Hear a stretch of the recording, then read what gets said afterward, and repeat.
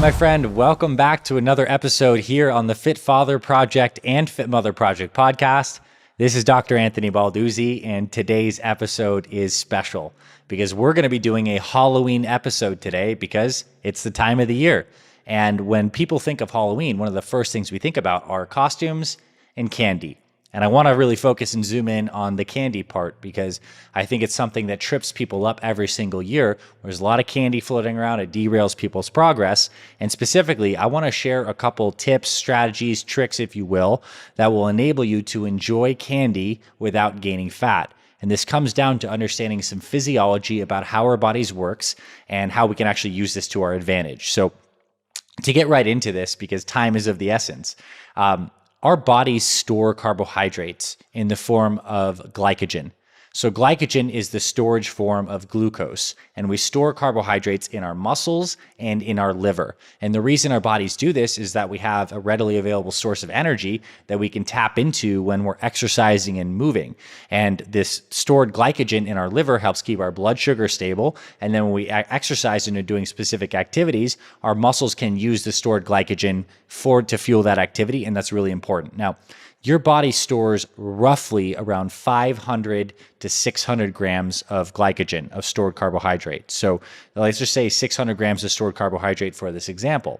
What we want to do heading into any time where we know we're going to be getting more carbohydrates in the form of, let's just say, the sugar and candy, is a couple days before, we want to empty out our stored carbohydrate reserves. Because it basically turns out when our reserves are topped up and we're full of glycogen, if we then go and eat more carbs on top of that, the body can convert those carbs and those sugar into fat. But if we go into these specific times of the year where we're going to have some more sugar, desserts, candy, and our stores are empty, we've specifically depleted those carbohydrate stores a few days before, then the body's going to preferentially refuel and replenish those glycogen stores and not turn those extra calories we're eating into fat. And I think this is a really valuable concept that we apply to free meals and cheat meals, but it certainly applies to Halloween candy. So here is the basic strategy. Let's just say Halloween is Saturday. Starting on Thursday, we'll start eating lower carb. And so we'll basically just decrease the carbs as much as you can for about 2 days beforehand. So practically speaking, you might wake up in the morning, rehydrate, and then you might get some eggs with some avocado. That's like a low carb, high protein breakfast. Or maybe you have one of our Fit Father or Fit Mother smooth morning shake smoothie recipes that's low carb, high in protein, high in healthy fats. You do that in the morning. For lunch, you have a salad with some protein. So greens plus protein. For snack in the middle of the day, if you do a snack, you're eating some kind of nuts and seeds. And then for dinner, you're getting fibrous veggies, so any kind of fibrous veggie with a protein source. You do that for 2 days.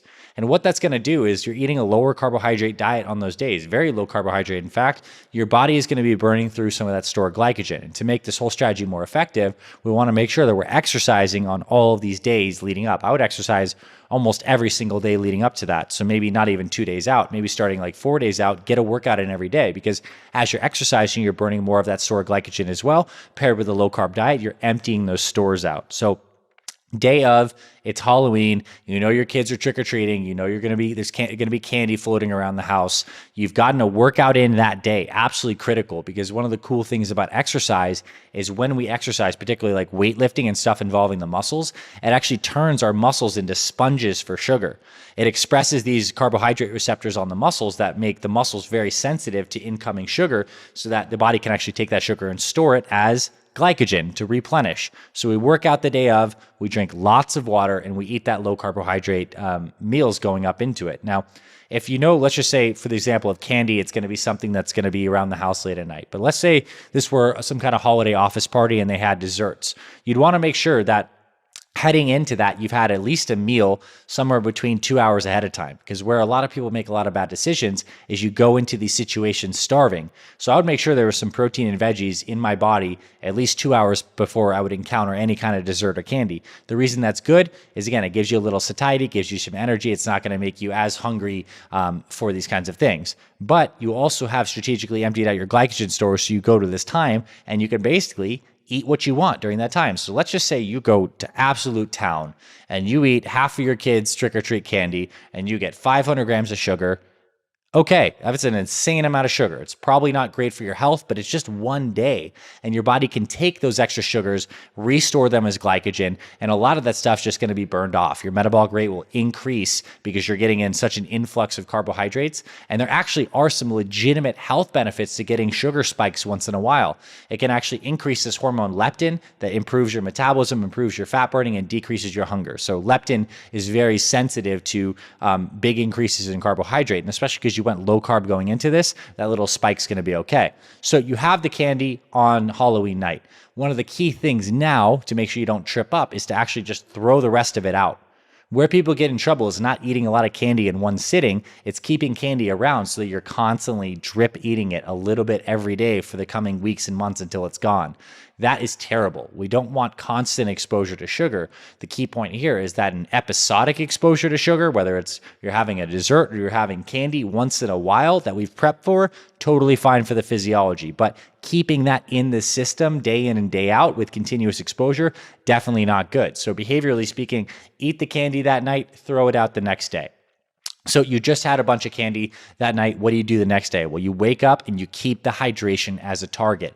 You want to keep the body, because oftentimes when we have these free meals, cheat meals, or extra carbs and sugar and candy and stuff, it causes our bodies to retain some water. So by drinking more water, you're keeping the body flushing the system. So keep the water intake very high, and maybe you fast. Maybe you fast in the morning if you're still feeling full, or if you're hungry, you get back to your standard healthy breakfast, which by design here at the FFP and FMP, we like to make those low carb by design. But not to say that you necessarily need to go low carb the day afterwards, but I would still keep the carbs reasonable because remember, the night before, you topped up those tanks with all of that influx of the sugar.